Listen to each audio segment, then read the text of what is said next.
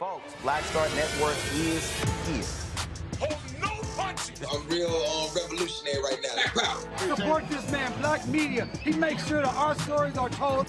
Thank you for being the voice of Black America, Roland. Stay black. I love y'all. All momentum we have now, we have to keep this going. The video looks phenomenal. See, there's a difference between Black Star Network and Black-owned media and something like CNN. You can't be Black-owned media and be scared. It's time to be smart. Bring your eyeballs home. You dig?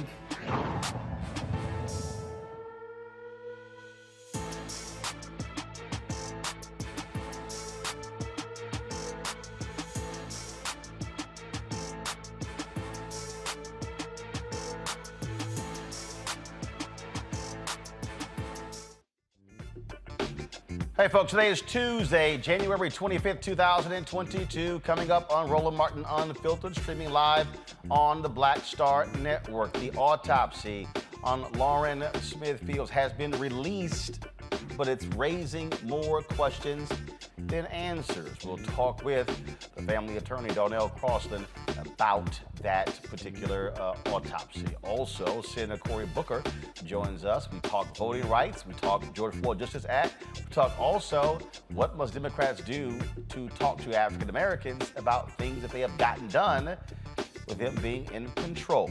We will hear from him as well. Also on today's show, we'll take a look at the federal trial of 3 of the cops who are on trial for violating the civil rights of George Floyd. We have a live report from reporter Georgia Fort, who is covering the case. Also, a family is suing an Ohio school district after their child was forced to eat food taken out of the garbage.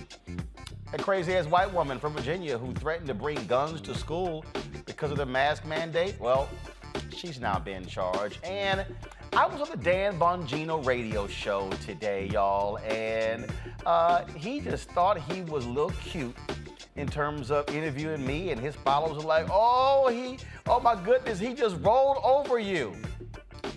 I'm gonna break down for y'all how the right wing tries to play the game, and you'll see the difference between when a pro, yours truly, goes up against an amateur in Dan Bongino, who doesn't fall for any of their silly little tricks. Also, America's Wealth Coach Deborah Owens will stop by to talk about what's happening on Wall Street and the volatility there, plus talk about her new show, launching the Black Star Network on January 31st. And in our Marketplace segment, sponsored by Verizon, the owner of Ship Black will explain what it means to own a black shipping company. It's time to bring the funk on Roland Martin Unfiltered, right here on the Black Star Network. Let's go.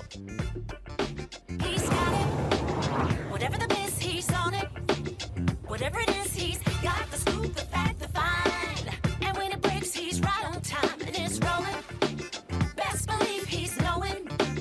Putting it down from sports to news to politics. With entertainment just for kicks, he's rolling. It's on go, roll, y'all. It's Roland Martin,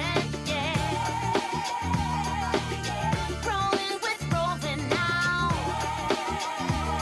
He's funk, he's fresh, he's real, the best, you know he's Roland Martin now.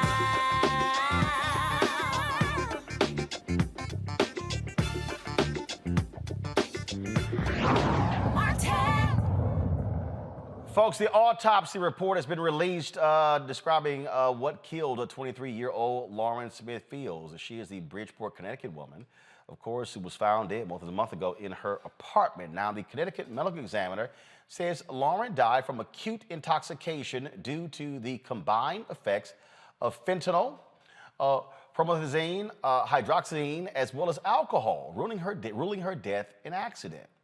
Okay, so it raises the questions. Where did those drugs come from? How did those drugs get into her system? And the man who was with her, did he bring them? What was his involvement? Darnell Crossland is a family attorney. He joins us now from Bridgeport. Darnell, glad to have you back. So they lay out the autopsy report. Okay, got it, but more questions than answers. That's exactly the way we're feeling right now, Roland. So it's been a roller coaster since yesterday. This family has been calling on a proper investigation from the moment their daughter died, right? We didn't get that. The man that was last with her before she died wasn't questioned. He was just let go. Now, the ME released a report yesterday that says all these foreign substances were in her body when she doesn't use drugs. She's 23 and super healthy. And we're looking now at the ME's report saying, okay, the question isn't what was in her body. How did it get there? That's the question.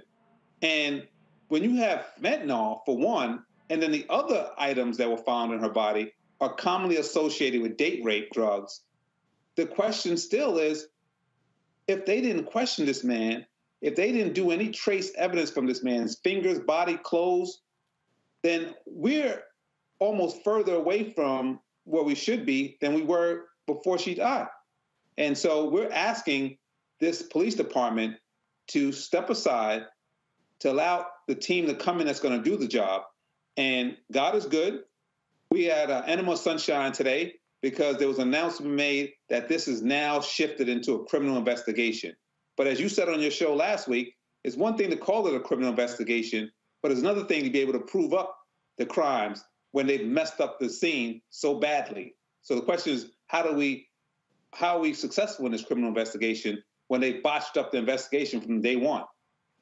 Okay, so you said some of the drugs found are associated with date rape drugs. Explain that.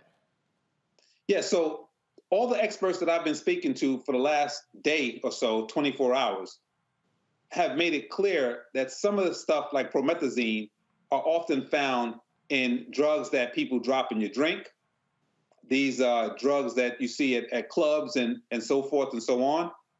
So when the scene at the time of her death consists of a condom with semen in it, a pill that's laying on the kitchen counter, lube, and then blood on her bed sheets, and they don't look at this man as a person of interest, that gives this man an opportunity to cover his tracks and keep moving.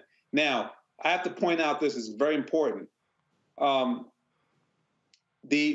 medical examiner concluded that this was an accident. And that, to me, in my experience, is another systemic way that Black people are disenfranchised and treated differently. And that's why we can't get the results that we want in terms of justice. I've had the same exact case as this some years ago. The doctor involved was a doctor named Dr. Rubin. He's a plastic surgeon out of Greenwich. He's flying in from Nantucket on his private jet. He calls my client, who's a minority, and says, hey, let's party. He has cocaine. My client has heroin. They both party. The doctor ends up dying, foaming at the mouth. What happens then here in Connecticut is that they arrest my client and charge him with manslaughter. They also charge him with 21A statute, which is a drug statute. That statute says when you transfer drugs to another person, even if it's not for profit, that's a sale under the law. So they charged my client with a 15-year felony for a sale charge because he gave the drugs to Dr. Rubin. And they charged him with manslaughter because he died.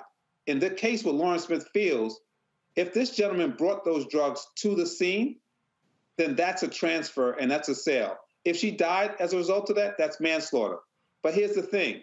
The medical examiner in the case where the white guy dies and there's a minority that's with him, they put in the medical examiner's report death by toxicity, which meant, when I called up there, it meant just the mixing of the two drugs. In Norman's case, instead of putting death by toxicity, they want to give this guy yet another damn way out, and they put death by accident. And I'm totally upset with that, and excuse me if I'm passionate about it, but enough is enough already. These little systemic ways where they treat us differently and they give themselves a pass has to stop. So we're happy that they're now making this a criminal investigation, but there's so much more work to be done. And we have way more questions today than we had yesterday. You made the point about a pill being found on the table and then a used condom with semen in it. Those two items were not, just want to make sure, they were not found, nor were they recovered by the police. That was when the family was allowed into the apartment, correct? That's correct. So that particular pill, have y'all had that pill tested? That's the question that a conversation I had with the mayor. So the mayor called my cell phone yesterday. He's always had my number. The mayor called my cell phone yesterday. I was in court, and I got out of court. I reviewed a couple of things that was before me in terms of the ME's finding. Today, the mayor's office and myself, we had a long conversation on the phone, and I told him the police department collected a sheet with blood in it.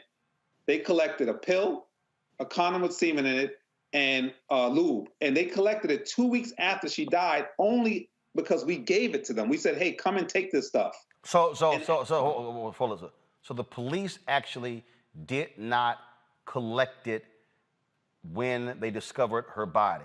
So those items were in that apartment for 2 weeks. You and the family go into the apartment, y'all collect that, and you then turn that over to the police. What we did, we took pictures of it. We didn't touch anything. We preserved it. We called them in and told them, look what's here. And then they collected it themselves and had the nerves then to say to the family, anything else we should take? And when that happened, I'm so enraged because they're the professionals. They should have, from the day one, quarantined the area, and they should know what they're looking for. Now that we find out that fentanyl was in her body, we know that a couple weeks ago at a white school, some kids died of fentanyl. And when the authorities arrived, they treated the entire school as a hazmat area. They told the teachers, lock in your room and don't come out, even though the fentanyl was in some isolated area. The reason why is because fentanyl was so dangerous and it can get in the air. You think the police would have came to Lawrence Smithfield's home when she was reported dead, checked her eyes, her pupils, and try to determine whether in fact it was a drug overdose at that point. Typically, the responding teams come out with Narcan because if somebody's overdosing, they can render assistance. It's important for you to remember this also, Roland. Now that we find out that these drugs were involved, highly potent, dangerous drugs, look at the incident report. This gentleman, Matthew LaFontaine, reports that Lauren looked sick and got sick, but he kept drinking with her. Then he says he lifted her up and carried her to her room. Now, Lauren is not that type that needs to be carried. She doesn't use drugs like that. So whatever went on that night, around 12 o'clock or so, he had to carry her to her room, put her in the bed. And then he claims around 3 o'clock, she looked like she was sleeping. And at some point during that time, she started bleeding from her nose. My suspicion is that she was under distress from the time he had to carry her to her room. So in Connecticut, if you cause somebody to be in peril, you have a duty to render assistance. I think that she was dying from the time he carried her in her room, and she started bleeding out. Her blood vessels were bursting. This woman exploded. And based on the experts that I've been speaking to for the last 2 days, they explain how fentanyl causes this explosion inside you. So he probably carried her into that room while she was dying, left her there. And remember when he called the 911, it was 6:30 in the morning. So she probably was in distress from 12 o'clock at night, and he's sitting there figuring out what to do while she's dying. Wow. And that's my suspicion. If he's innocent, he's innocent. But that's what we suspect. Darnell Crossland, again, so many more questions than answers. And again, the problem that we have here, because y'all discovered it, took pictures, and then they came 2 weeks later. Literally, if this even went to trial, the defense attorney could claim that anybody could have walked into that apartment in that 2 week time period, and typically that evidence likely gets dismissed and not allowed into the case. That's exactly true. And if your show permits, we found a white lady called us up who grew up with the family. She stated today that she felt so bad because she knew that Lauren didn't have a chance because this guy was the one that was with her. She stated that he's very close with the higher-ups at the police department. She knows all of them. She knows him and she knows his family. And I said, hey, you know what? You got to go to Roland Martin. And she said she's open to coming on the show.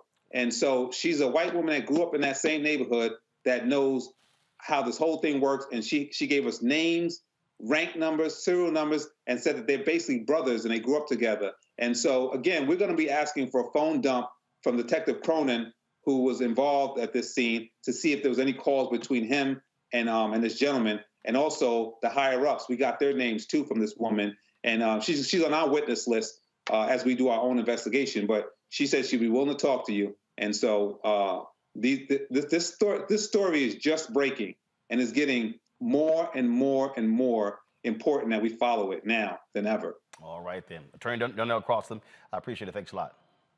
Thank you so much for having me. All right, then. Let's go to Minneapolis, folks, where there were 3 men on trial, federal trial, for the death of George Floyd. They're in a federal courtroom facing a violation of his civil rights. Let's go now to reporter Georgia Fort. She has been covering this case. Georgia, glad to have you back on Roland Martin Unfiltered. Exactly what took place today at the beginning of this trial? I think we can. Are you on mute, Georgia? Roland, There we go. it's great There we to go. be back.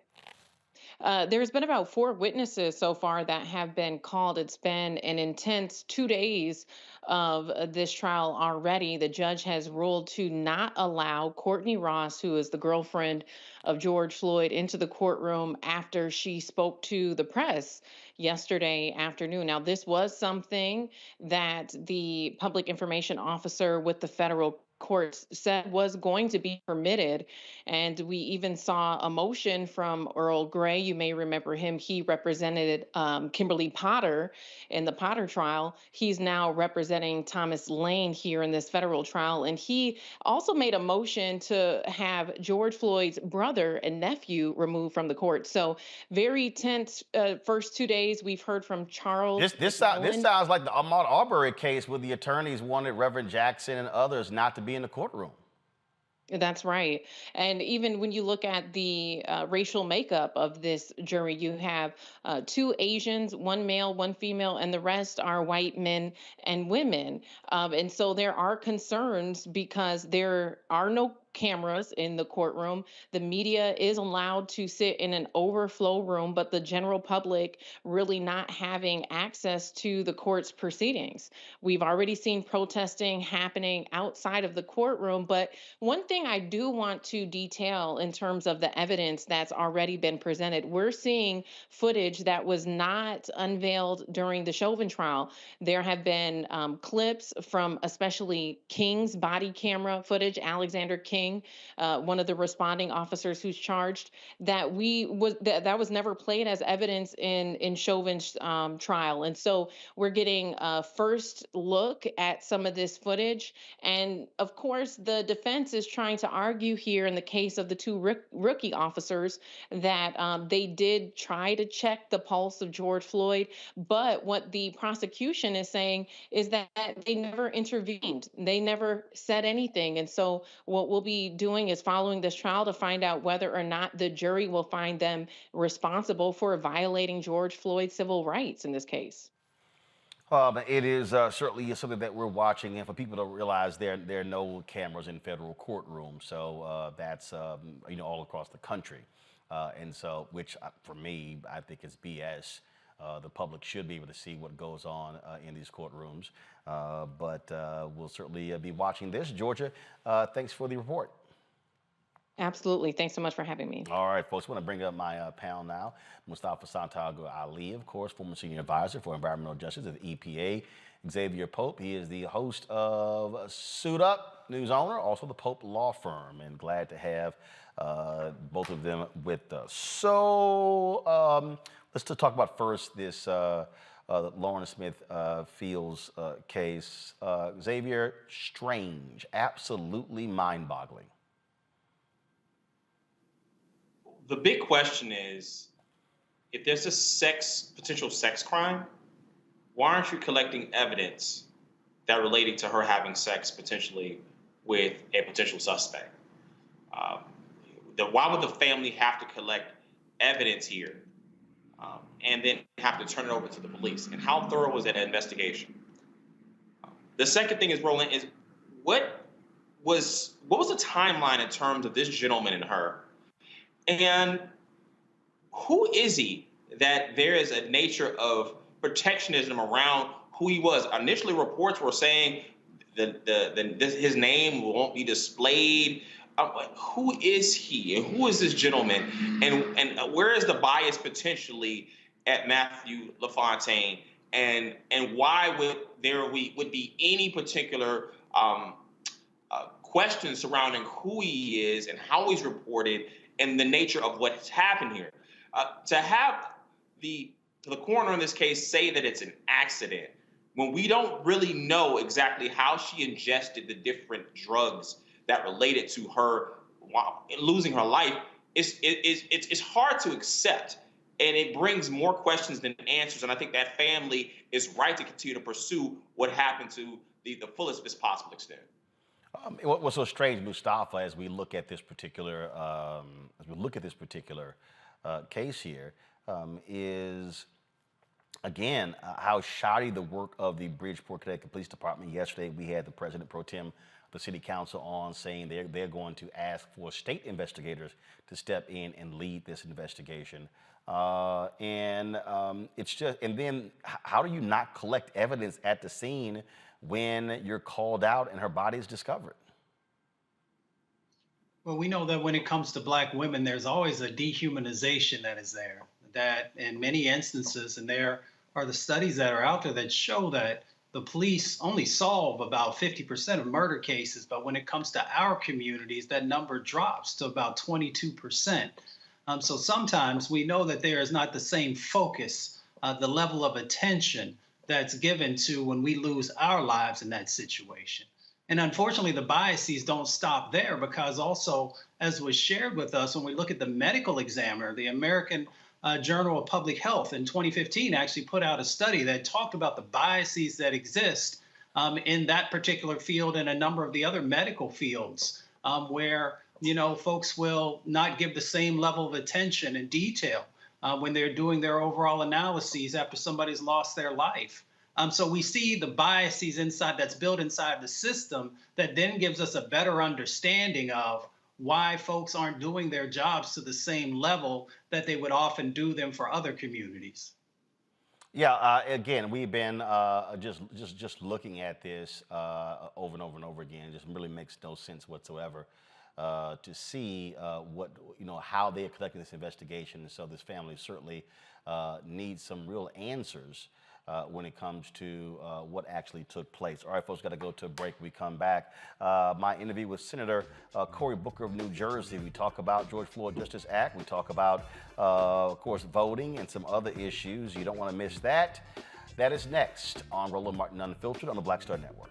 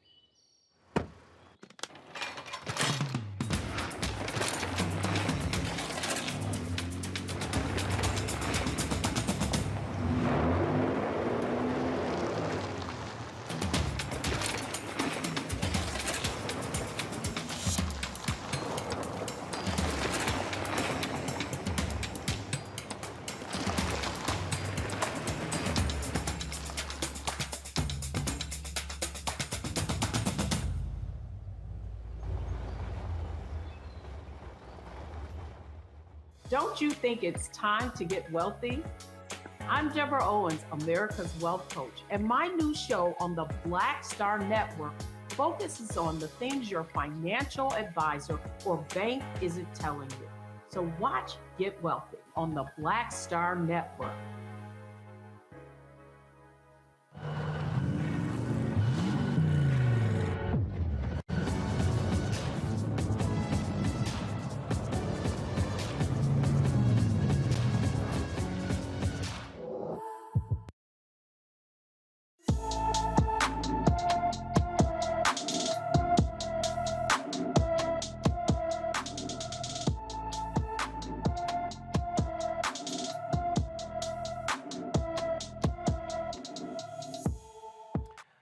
Folks, the Mississippi Bureau of Investigation has issued a silver alert for 47-year-old Monique Green of Hinds County. She is described as a Black female, 5 feet 5 inches tall, weighing 170 pounds, with black hair and brown eyes. She was last seen on Tuesday, January 18th, wearing a blue and black jacket, gray pants, and gray boots. Family members say Monique Green suffers from a medical condition that may impair her judgment. If anyone has information regarding the whereabouts of Monique Green, please contact the Hinds County Sheriff's Office at 601-352-1521, 601-352-1521.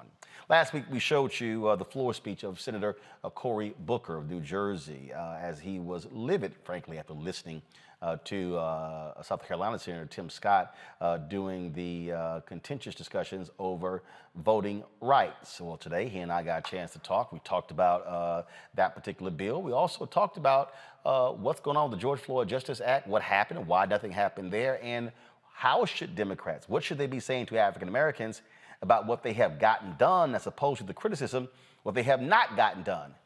Here's our conversation. All right, Senator Cory Booker, let's jump right into this thing. A lot of black people are frustrated. They're frustrated about Build Back Better. They're frustrated about the lack of voting bills. They're frustrated about the George Floyd Justice Act. We got midterm elections coming up, critical races, Florida, North Carolina, Wisconsin, Ohio, Kentucky, Pennsylvania, and others. What do you say to African Americans who are frustrated, who say, we went out and voted in 2020, gave Dems the majority, nothing to show for it? How do you respond to that? Well, two things. Let's get to the frustration in a moment, because I think that as African Americans, you always have to be demanding of this nation to fulfill its what I think is the vision for this country, which is to be a truly inclusive, multicultural democracy. But before we get to the frustrations, let's talk about why Biden has been, I've served now under 3 presidents. He's been one of the more extraordinary leaders when it comes to issues for the African American community. And I'll start with, as soon as Warnock was elected, he's a friend of mine. We reached out to the White House about the situation of black farmers in America. Boom. President Biden included that agenda in the American Recovery Plan, targeting the support to African American farmers. We talked to him about environmental injustice. The #1 indicator in America of whether you're breathing dirty air, drinking dirty water, or surrounded by dirty soil is the color of your skin, unfortunately. And boom, Biden jumped on top of that and incorporated a tremendous investment in everything from getting lead pipes out of the ground to cleaning up our air with the asthma rates we have in our communities. When black businesses in our country were on the brink and they weren't getting the proportionate share of all of that bailout money for businesses because blacks didn't have the banking relationships, boom, we worked with the White House and he made sure that minority development institutions were getting billions of dollars to help black small businesses. We know that we have the worst rates of maternal mortality when it comes to giving in childbirth, and that black women are 4 times more likely to die in childbirth than white women. And boom, President Biden, Kamala Harris adopted some bills that Kamala Harris and I had written with some great House leaders back in the day into these this recovery bill to help to deal with that, to close that gap and really invest in black women's maternal health care. So the biggest one, of course, is the child tax credit. It's the biggest middle-class tax cut in the history of our country, in addition to cutting poverty for children dramatically, including cutting black child poverty for the year that we had that child tax credit in half. So we know this is a president on issues from supporting HBCUs, the Department of Education, all the way to helping black entrepreneurs and black businesses, that has amassed a record that you can't say this is a president who has not seen the black community, heard issues in our community, and found ways practically to invest and do something about it, including this infrastructure bill and making sure African Americans are getting a fair shot and a proportionate shot at business opportunities coming out of this White House. Now, the frustrations. Of course, as a guy who was negotiating the George Floyd bill with Republicans, we're disappointed we didn't get that over the line. We're not giving up. Number 2, voting rights. I was on the Senate floor battling for that bill. We came up short. We didn't get it done. Yeah, we played your whole speech. What's that? We played your whole speech on the show. Well, I appreciate that, man. So I understand the frustrations on the things we haven't gotten done. This guy's been in office 1 year. And in terms of resources for black businesses, resources for black healthcare, resources to cut black child poverty, he's amassed a really solid record of achievement for our communities. And when I call the White House, shoot, sometimes he calls me or invites me up to the Oval Office to talk about issues that are facing disadvantaged communities. So I'm proud of him. He's gone to bat for us. We haven't bat 1,000, but we're going to keep on fighting. So here's what I think is, so what you just laid out that needs to literally be a template that is shared with your fellow senators, your House members, and frankly, the White House, because fundamentally it's a messaging problem. Look, look, yesterday on the show, I broke down, not granted, it was a 40-minute segment, but I broke down item by item the amount of money, the billions of dollars that have gone to HBCUs. Yeah. You got people who are, oh, they ain't done none of HBCUs. He promised all this stuff. Nothing has happened. And I'm walking through the numbers and I'm going school by school by school. So it's like, yo, you can't sit here and claim what was not happening. And people were like, damn, bro, we ain't know all of this. And so this is also part of the deal. They've got to do a much better job of articulating to folks of this, because when you look at polling data, when I look at the people who are commenting during my show, when the people who are calling in, they're saying, well, these things are not happening because they're looking at the major bills, voting bills in the George Floyd Justice Act, and then say Black people haven't gotten anything. Like I still get people saying the Asians got a hate crime bill, and I keep saying, no, they didn't. It wasn't just for them. No. I'm like, is the name not even on it? What the hell are you talking about? So you've got massive misinformation that's also going on in the Black community. I cannot agree with you more. And I've had talks with major civil rights leaders about the same thing, about we have a record, but folks don't know about it. Look, if there was no HBCUs, there would be no me's. I'm here because we talked about this before it started. Fisk University, my mom, North Carolina Central, my dad, Arkansas Pine Bluff, my grandmother, grandfather met there. So when I go and carry HBCU issues to the White House, they're with me, and sometimes they're ahead of me, because I don't know if anybody knew this, but we are the first African-American woman vice president who every single day is out there advocating, working for our agenda. And yeah, the press loves, not you, but the press loves to focus on the cynicism, on the negativity, on what hasn't been done. But we have not celebrated or had vehicles with which to celebrate the accomplishments that there are. I just was with the governor of my state, and we were talking about the money to clean up Superfund sites and to get lead pipes out of the ground.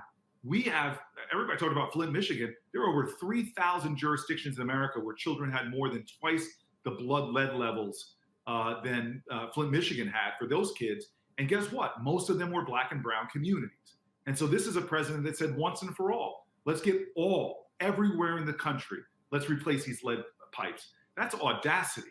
That is a guy that's getting it done and delivering for us. So Roland, I'm gonna be one of those people talking about this as long as I can. And when you're mad about the George Floyd bill not passing, if you're mad about the voting rights, please don't forget, we had 50 senators even on the voting rights. I know we have 2 that didn't want to overcome the filibuster, but the underlying bill, 50 senators were for it, 50 senators against it. Not one Republican, even though there's 16 Republicans still in the Senate that voted for it when it passed 98-0, the reauthorization. So let's direct our ire at the right targets here, because Joe Biden is aligning with our ambition. And I tell you what, I can tell you this personally. In my personal conversations with him, he remembers those dark days going into South Carolina in a primary before you started the Super Tuesday states all through the South. He knows that it was African-American voters that were particularly critical in the coalition he needed to get the nomination in the first place. Joe Biden hasn't forgotten our communities. So I got to ask you this here. I was somewhat critical when the George Floyd Justice Act did not move forward. I saw Senator Tim Scott of South Carolina go on Face the Nation and lay out and say it was a bridge too far what you and other Dems were doing. I thought, frankly, you went way too easy on him. But I don't know if I'm quite sure you're aware of this. And I have been asking Senator Tim Scott directly now for 3 months. I've been asking his staff. He accused you and Democrats of trying to defund the police by saying that if they don't pass measures, they won't get the funds. Yet Michael Harriot, when he wrote for The Root, actually did a piece last year where he laid out Senator Tim Scott's previous bill did the very same thing. In fact, one of his deputy chiefs of staff is on the record with a quote saying this is the only way we can get this done. I've been asking Senator Scott, texting him for 3 months, saying, can you please explain to me the difference between what you accuse Senate Democrats of doing and your own language? It was the same thing. He will not respond. And so, I frankly, I'll be perfectly honest with you. I was simply of the belief that Republicans were never interested in actually getting this bill done, that these other unions went along with it as well. And there was always one thing and another thing and another thing. What happened? Why is it that we do not have a George Floyd justice bill? What happened? First of all, I'm just going to ignore and put aside the personal issue I have with the fact that you just talked about texting Tim Scott and you don't text me no more. I mean, now that I have your new number, see, I got your old number. Don't even start that. I got your old number that's now gone to a staffer. See, don't go there. I wish I could show your viewers. Literally, I checked my cell phone right before the thing started. The last text I got from you, interestingly, January 6th, 1 p.m., right before we got the Capitol got stormed. I didn't see a text here saying, "Hey, Cory, how are you, man? You okay?" See, you gonna go there. You gonna make me do it because your old number, one of your Senate staffers, it says we're now monitoring this phone. So now I got your number. It was so bad. I went to Ghana in 2019 and wiped out a bunch of phone numbers. It wiped out Rosario's number. I was trying to text her to get your new number. See, I wasn't trying to go there. You're treating me like, you're like, new number, who dis? I wasn't trying to go there. And I DM her saying, yo, can you send me your number? I lost it because I ain't had your new number. But go ahead and answer my I'm going to answer your question. I apologize to your viewers. I just had to get that off my chest because you used to vent to me. And even if you didn't like what I was doing, at least you came to me with it first. Right, and the need for you to wear some real pocket squares. But now I got your new number. Now you're gonna hear from a brother. All right, we'll see. We will see. I'll come back on here and talk about you if you don't text Come me. on. Okay, so to your question is, look, you said I was too easy on Tim Scott. The truth of the matter is Tim Scott and I have partnered together and gotten things done, big things done. This opportunity zone legislation. We wrote it under Obama together. We got it passed under Trump. It has brought billions of dollars of investment to low-income communities, including to HBCU. So I'm not going to personalize things if he and I hit an impasse. But the truth of the matter is we hit an impasse. And it's very frustrating to me because I know Tim Scott has been pulled over by police disproportionately, has stories as a United States Senator. But you cannot do a bill if it doesn't create real accountability. What is real accountability? And I've worked with police. I ran a police department as a mayor. You want to make sure that you have clear standards. There's certain things that should not happen in America anymore. Like for a nonviolent drug offense, barging in somebody's house at 4 o'clock in the morning, like they did with Breonna Taylor. There's certain standards we should not see, like with Eric Garner and those chokeholds, we should ban them. So you want to set standards. Number two is you've got to collect data. We still live in a country where officer-involved shootings are not reported to the federal level. So there's no transparency. A community doesn't necessarily know what's going on. And then there's got to be real consequences. When an officer breaks the law, violates fundamental constitutional rights, they cannot be above the law. Nobody can be. And so those were the must-haves for me. And we weren't meeting those at the middle there. Now, look, I'm not giving up. And to be frank with you, I know Tim Scott has said the same thing publicly. And this Congress is not over. And I'm still having conversations and discussions trying to move a bill forward. And even with the House of Representatives and my fellow Congressional Black Caucus members. But what bothered me, Senator Booker, is that his most critical and potent accusation was that Democrats were trying to take money back from police if certain things were not done. He literally, a year previously, his bill said the exact same thing. And I just said, Senator Scott, how can you criticize Democrats for the very thing you wanted to do a year earlier? I said, it's on the record. Your own deputy chief of staff said it. No response. Now, mind you, he was texting me back and forth. Read the bill. You will see where it says this, this, this. But when I asked him that question, all of a sudden, it's radio silence. I sent his staff. They would send me stuff back. Read this, read that. When I asked him that question, it's like I can't. he won't even answer that. And again, it just bothers me because September 30th, I sent him the text. October 27th, on Wednesday, no answers. And so for me, it's hypocritical to trash DM saying y'all wanted to pull back funding if changes weren't made, when that's literally the exact same thing he wanted to do a year earlier. And I'm saying, what changed? And I can't answer for him, man. You're gonna have. I negotiated a bill that the FOP supported. This is the Fraternal Order of Police, the largest police union in our country. They represent the majority of police officers in America. We were able to come together on a bill, and we could not get. And elements of that were definitely from the bill that Tim Scott originally put in as a parallel to the George Floyd bill, and we could not get it done. So he's going to have to answer your questions when you talk to him. I tell you what I stand for. I've been consistent through this whole process, and I'm not giving up on getting something done. A last question for you. I know you have to go here, and that is Build Back Better didn't move forward. You can't get over the end of the filibuster, even for the carve out for voting rights. And then, of course, Manchin is all over the place, even on that. There was a lot of things in that bill for HBCUs. And so what's now going to happen? The president has said we might have to break things up. Are we going to see multiple bills now being advanced? What's the framework? What does it look like? And what should African Americans, those who are watching and listening, what should they be doing when it comes to their own 2 United States senators based upon where they live? Well, so this is my, and I don't want to make a prediction, but this is what I believe is going to happen. We will get things passed. The question is how much?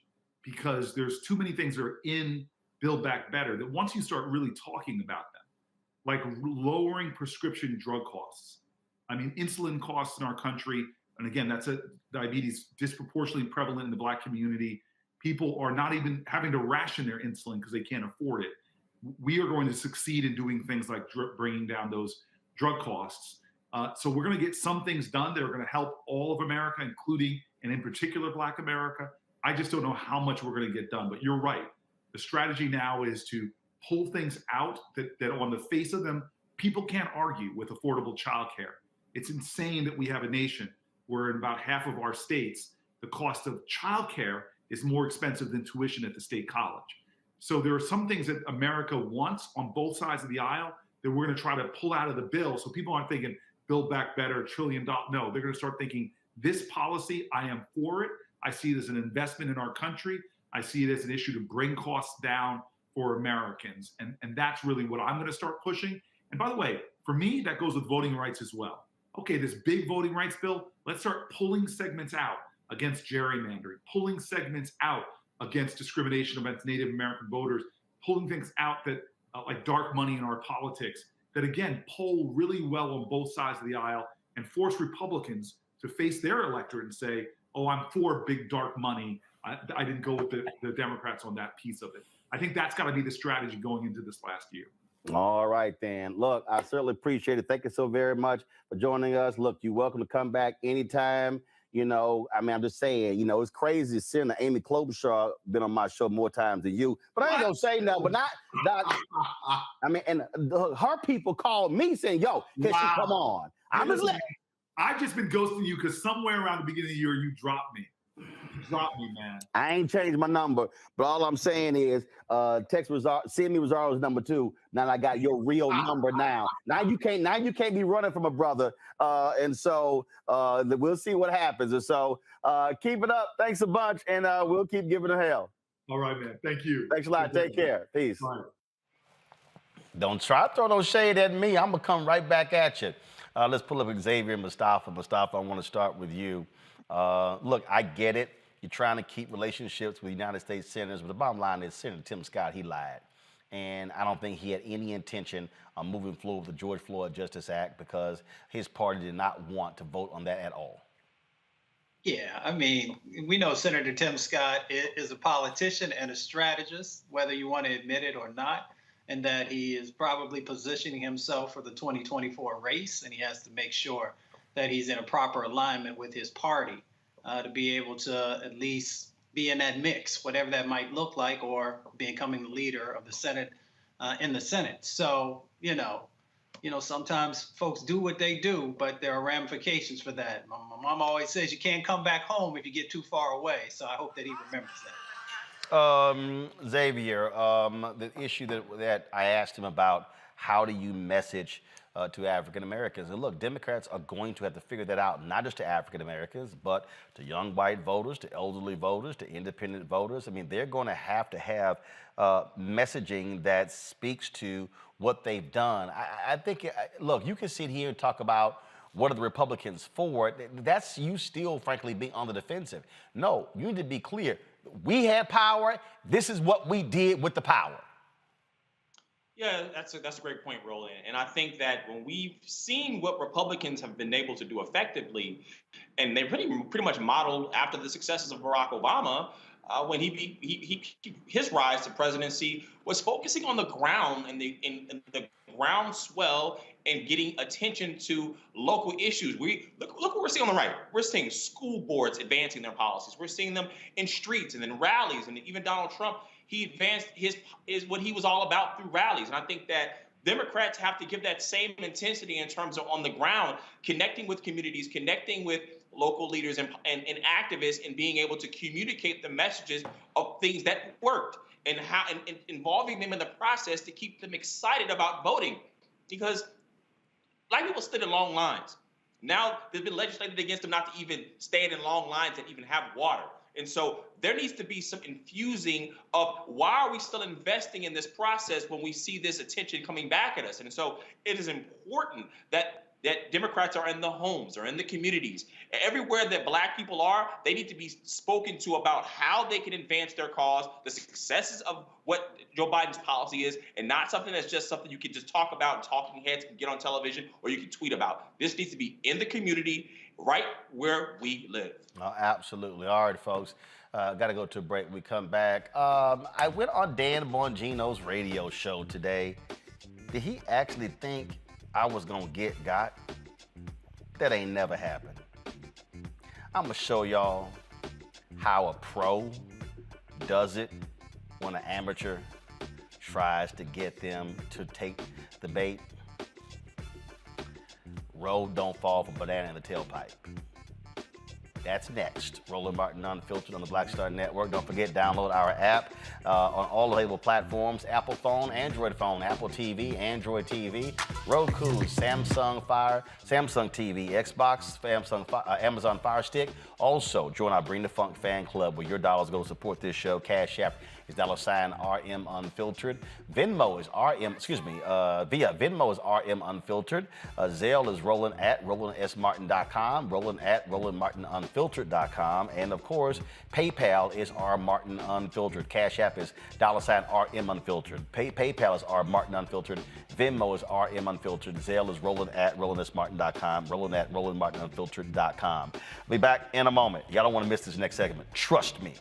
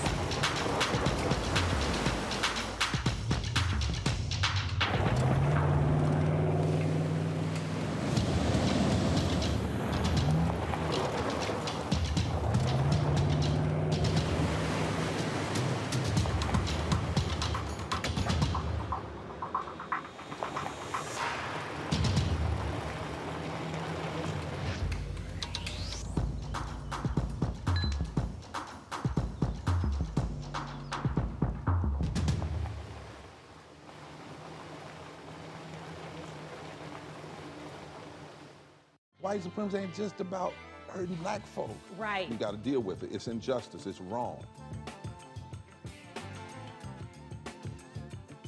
I do feel like in this generation, we've got to do more around being intentional and resolving conflict. You and I haven't always agreed. Yeah. But we agree on the big piece. Yeah. Now, conflict is not about destruction. Conflict's going to happen.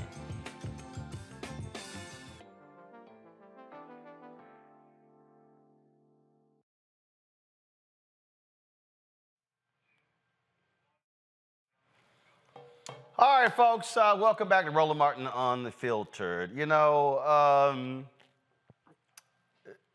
there's a difference between professionals and amateurs. And it always shows itself when you're dealing with amateurs. These are the people who are not trained in this.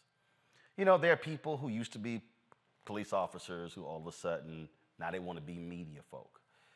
Megyn Kelly was a lawyer, now she want to try to become a journalist. Littered with all these different people. Well, Dan Bongino is one of those people. Used to be on the NYPD, then became a Secret Service agent, and then all of a sudden became a right-wing hack. And, you know, and he's going on Fox News, trashing Obama and all this sort of stuff. He's now got his radio show on the Cumulus, taking a lot of the time slots of Rush Limbaugh, who died last year. And so, you know, Dan is sitting here on YouTube, and all the conservatives love him. They love him, love him, love him. And Dan is out here, and Dan is sitting here doing his thing. So he recently announced that he is going to be leaving YouTube. So he made this big deal. So I tweeted that Dan Bongino leaving YouTube is akin to a pimple on an elephant's ass. It's really no big deal. So I tweeted that and also said, you know, Dan, like the rest of these conservatives, these right-wing hacks, is afraid to debate a brother like me. So now Dan Bongino on Twitter, he blocked me. But Bongino Report is still on, so I tagged them and, Dan not afraid to debate you. So his radio producer tweets me saying, Dan, I have you on the show today. I said, come on. I debate Dan anytime, anywhere. Let's roll. So they said, well, we're going to talk about the YouTube stuff. We'll talk about some other different stuff. I said, all right, that's cool. So I'm going to deconstruct the interview because all his little simpleton followers, oh, man, he destroyed you. He tore you up. Even polyester and cotton, Diamond and Silk tried to weigh in. Oh, I heard you got it handed to you. And I said, you two fools don't know nothing, okay? So I'm going to play for y'all the audio. How long is the interview? How long was it? 14:30. So I'm going to deconstruct the interview, and I'm going to show y'all how you don't fall for the banana in the tailpipe and how you can see the BS coming a mile away. Go ahead and play it. Do 2 guests per show, but this was important because anytime someone calls us out to a debate, we're always like, okay, we love that. We have a specific segment of Jim. We ask for liberals to call it all the time, and they refuse to do it. If you'd like to call, 844-484-3872, by the way, we'll take some of your calls at the end of the show. But welcoming to the show for the first time, a liberal, Roland Martin. Roland, how are you, sir? Doing great, but you make the first mistake by branding me as a liberal. I've never identified as a liberal, conservative, Republican, or Democrat. I'm a black man in America. So, all right, great. Who voted for people on different sides. So never make that mistake. Boom. Pause. Good. I'm glad. Pause. See, when you don't do your homework, so automatically off the top, now I got his ass backed up. Now he like, damn, I called his ass a liberal. Okay, that didn't work. Because see, again, that's their whole deal. Liberal, conservative. Liberal, conservative. That's their whole game. See, and everybody knows, I ain't never identified as a liberal or conservative, Republican or Democrat. Damn, now it's like, okay, now I got to figure out how we're going to handle this. Because see, y'all, here's what he thought. He thought I was going to come in hot. No, a pro knows that game. So I came in different tones. See, he thought I was going to come in here. I came in here. Now he's trying to recalibrate how he's going to approach this interview. Press play. Glad you told us who you were. I was confused today about that. So you said that on your Twitter that we were afraid to debate you. Why would I be afraid to debate you? Well, Dan, you based some appearances on Fox News, and I guess you got a little sensitive and you blocked me. even though I would simply disagree with one of your segments. And so, but that's typical for a lot of folks on Fox News who don't actually want to engage with people who disagree with them. And so there you go. So, so that's why I had to get. Well, we have a note. Report. My team has a note at the top of the Twitter account. It says if we blocked you, it's because you're probably a zero. So we were just trying to help people. But we'll leave that for another day. We also know that's a lie because I'm not a zero. Never have been. Well, all right. We're just trying to provide some helpful assistance. Pause. Okay, so y'all, again, take the bait. Okay? How you don't take the bait? So what you do is you do a petty personal attack thinking that the person is going to get pissed off. And I was kind of like Chris Tucker in Friday. See, that's the game. So y'all got to understand, the host, the game that he's trying to play, he's trying to get you off your game. So let me be petty. Oh, well, we block people who are zeros. Sorry, Dan, I'm not a zero. So you see how his tone changes. Now, let's get to the meat of the discussion. Play. Wondering why they may have been blocked. So let's chat. So you obviously were, for some reason, you seem to be upset about my departure from YouTube. Oh, no. I'm wondering why that is. Not upset at all. In fact, I found what I said was very simple. Leaving YouTube, after they demonetized your platform for 30 days and you made your argument, I said it's like a pencil in the elephant's ass. Here's a platform that does 5 billion views a day, and it's not going to have any material impact on their views or on their revenue. And so that's what I said. So I think your folks were actually upset by it. I found it to be laughable. So just curious, why would I don't know you? I mean, I'm not trying to be a jerk. I have no idea who you are. I had to look you up. I thought you were the guy from Laugh-In, but then I found it was Roland Martin, not Rowan. I was like, oh, Roland Martin. Let me look this guy up. I'm just being honest. I'm not trying to be a tool bag. I have no idea who you are. But why would you even care? So if I have no material impact on YouTube, being an equity investor in a $2.1 billion competitor that does 36 million views or customers a month on Rumble, then why would you care? I mean, I don't tweet about you. I don't even know who you are. I thought you were the Laugh-In guy. Again, though, well, first of all, that's Rowan and Martin. It's Roland Martin. There's a famous. Yeah, I know. I had to figure that out on the search engine as well. But again, I don't. Prior to you going on Fox in the last election, I didn't know who you were. The reality is here. I mean, people comment on things all the time. I'm sure you actually comment on things or people you never met, and you see something, and so I chose to comment. I mean, that is possible, and that is typically what happens on. These I mean, it is. You're right. And so I saw the. I support free speech. Pause. All right. So let me tell you, y'all saw what just happened right there? Oh, shit, you're right. Dude, you have a talk show. You come on the air and talk about stuff all the time. See, again, he tried to play that, oh, why are you talking about little old me? Why are you even concerned? It's really no big deal. I mean, why are you bringing me up? Dan, you're a talk show host. We comment on things all the time. That's kind of what that platform does. Twitter or Facebook, you comment on stuff. Oh, damn. Yeah, he's right. Shit, okay. That tactic didn't work. Damn, okay. What's next? Press play. Right. Well, okay. Yeah, I support. Let me get to some questions because I want to get to some substantive stuff. All right. You explain your point. I get it. Makes perfect sense. Pause. Yes. What that means is, okay, I lost that one. I tried to sit here and I tried to bring you in. I tried to piss you off. I tried to play you off. I tried to be petty by calling you a zero. Tried to be petty by saying, I don't even know who you are. I had to look you up. Tried to be petty by saying, oh, why do you bring these things up? Y'all, I did not fall for the banana in the tailpipe. So now he has to resort to, oh, now let's get to some substance, which you should have done in the outset. How much time is left? 10:48. So really, Dan wasted 4 minutes on BS because he thought I was going to fall for his petty talk show games. Dan, you're dealing with a pro. Press play. So do you have a problem with the fact that YouTube censors people for misinformation? And if you do, if the answer is yes, if it's no, great, it ends there. But if your answer is yes, I like this, they should do this, can you define what misinformation is for us? Pause right there. Now, so here's the setup. YouTube censors, okay, for misinformation. That is a subjective statement. It's not an objective statement. Does YouTube take down wrong information? That's the real question. See, so if you use the phrasing, I need y'all to listen to what I am saying so you can understand the art of debate. When your question is established, do they censor? That is deemed as a negative connotation. They are taking this thing down. He's saying misinformation. Misinformation is another cute word for lie. Listen to how I respond. Oh, hold up before you go there.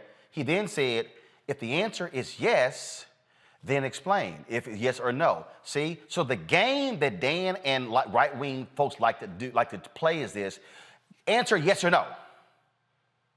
Yes, I support censoring. No, I don't support censoring, which means I have now accepted your definition of the issue by playing on your turf. An amateur would fall for that, not a pro. Press play. Well, actually, you said they censor people for misinformation, which means you have to define exactly what they is. What did they censor you for? They censored me for a comment Dr. Anthony Fauci had made about masks that I repeated later. Stop. Fauci has not been censored. Stop. They censored me for a comment about masks.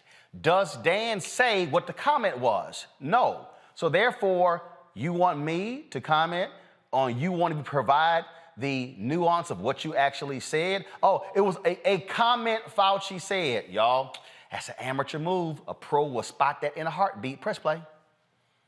Kind of weird. But don't get lost in what I did. I've already discussed that on my show. Boom, freeze right there.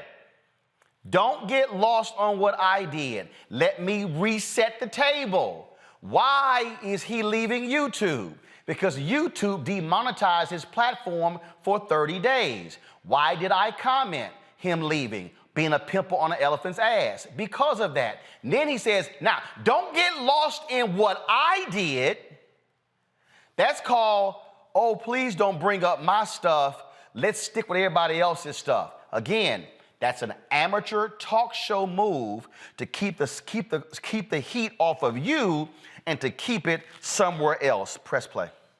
No, I'm curious because I want to talk about more substantive issues like what is misinformation and do you support censorship by these tech platforms? And let's be clear.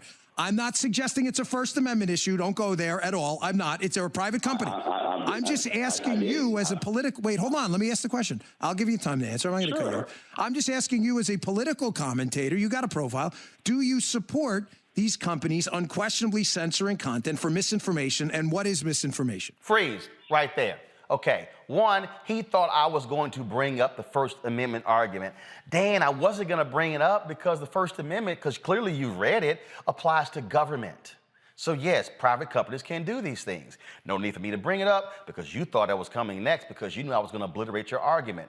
But again, I need y'all to listen to what he keeps saying. This is why I keep telling you, when you're in a debate, listen to what people say. Xavier, he's an attorney. He understands my point. If you're in a courtroom, you listen to what the opposing counsel says. You listen to them potentially slipping up while they're talking. And so most people are focused on what they're going to say next versus listening to what someone says.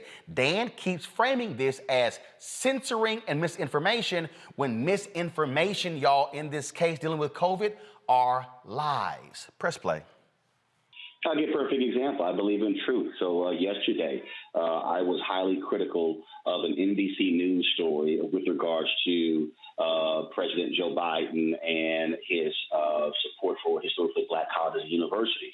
I watched this 3-minute and 27 report by a reporter, and I've been watching it. Literally, there was no data, no information, no actually amounts, nothing along those lines. And it was an interview with 3 HBCU students who I highly respect, but they don't actually didn't have any information.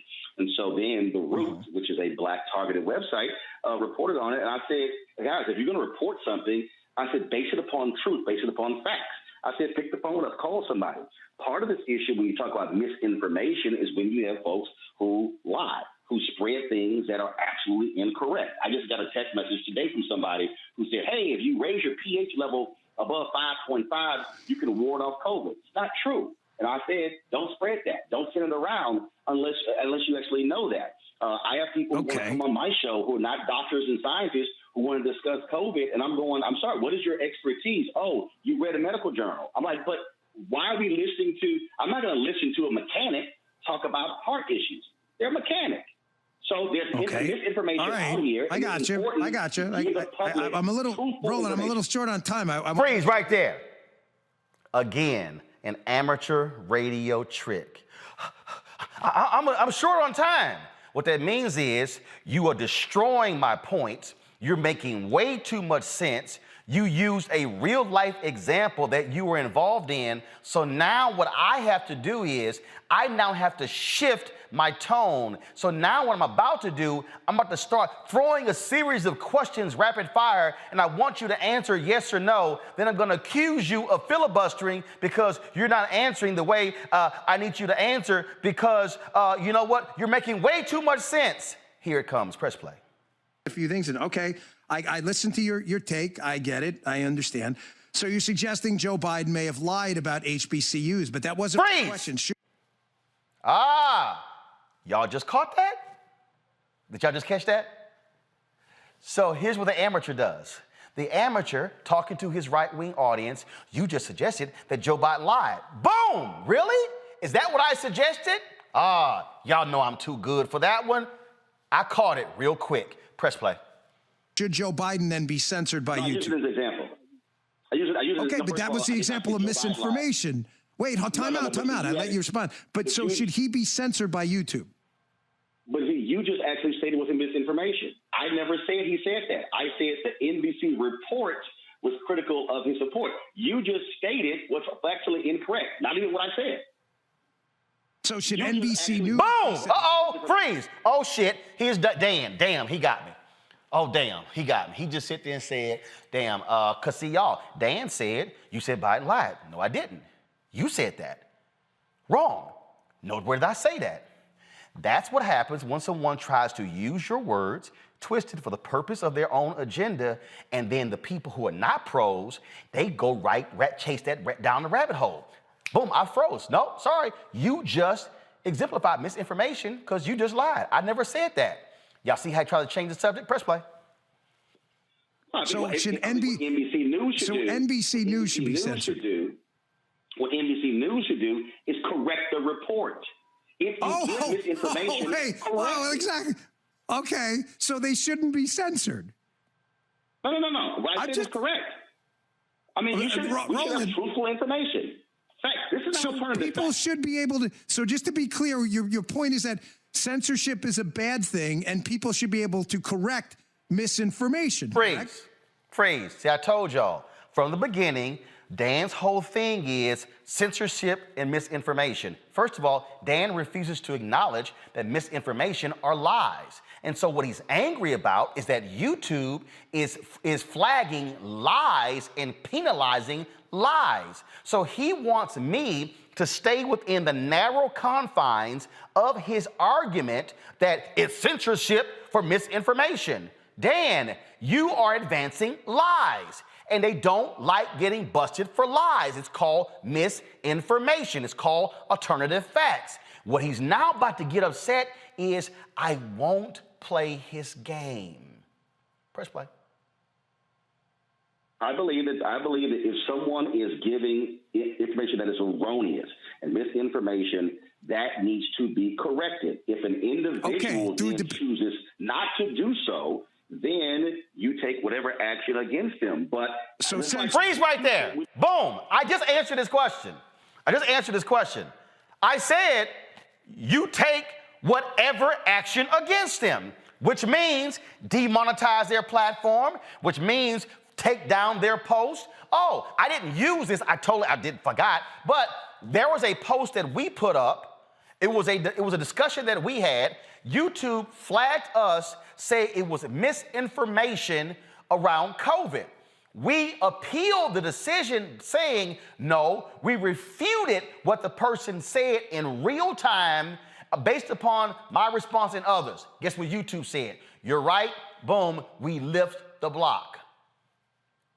Dan, you didn't do that.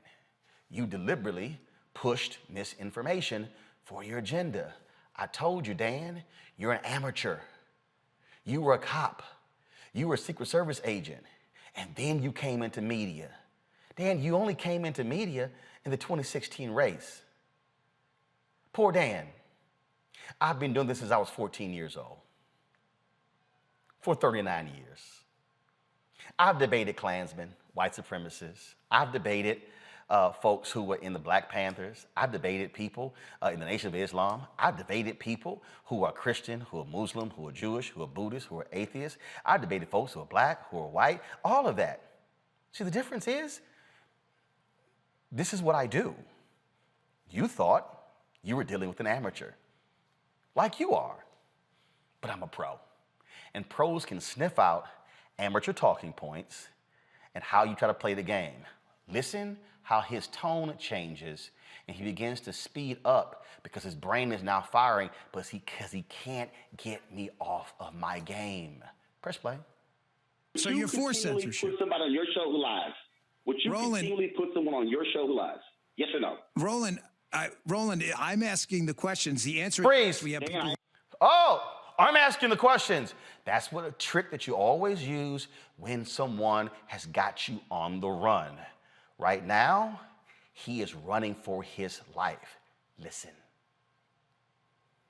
Lie like I have you on the show. I mean, there's an example. Boom! I mean, let's be honest here. I'm asking you a simple question, and what you're doing is you're answering with another question to avoid. It's a really simple question. Do you support censorship of people who you believe are lying? Do you support it or not? I believe that if someone is lying, if someone who's lying, they need to correct the information. If they refuse to do so, then you take corrective action. But you also call me a liar. Let's do an example. You also call me a liar with no information. Let's do an example. No, I do have a ton of examples of exactly. I'm more than happy to dig through a couple of them right here. Let's test. Let's do an integrity test. Freeze right here. Okay, so Dan Bongino got busted in a lie. And then he was like, damn, I got busted. Now he got me on a run. Damn, he got me on a run. He said, I have people on all the time who lie, like you. Oh, you're calling me a liar? Okay, what did I lie about? Oh, well, I've got some stuff in front of me. I just called him a liar and I ain't got nothing to back it up with, so I got something. You didn't have anything. So you just provided misinformation. You said, I have people on all the time who lie, like you. Oh, I'm a liar? Where's your evidence? You have none. That's how he switches the subject. Well, no, let's go to this here. Press play. So the Russian collusion narrative, which is now a documented lie. We all realize it was fabricated by a guy, Igor Danchenko, in conjunction with Christopher Steele and passed through conduits. We know the story was made up because the people who made up the story have admitted that the story was made up. Should the people who told that lie over and over, this is their integrity test, I'm going to prove my point here, should they, according to your principle that if it's a lie you don't correct, they should be censored, should they be censored from YouTube? They should actually have to correct the information. If information is false, again, they have not corrected the information. So, Roland, should they be? No, let's not dance. Let's not dance here. Why are we dancing here? Let's just answer the. Should they be censored? They have not corrected the information. Dan, I'm not dancing. I'm actually answering it. What you don't like is you don't like the answer.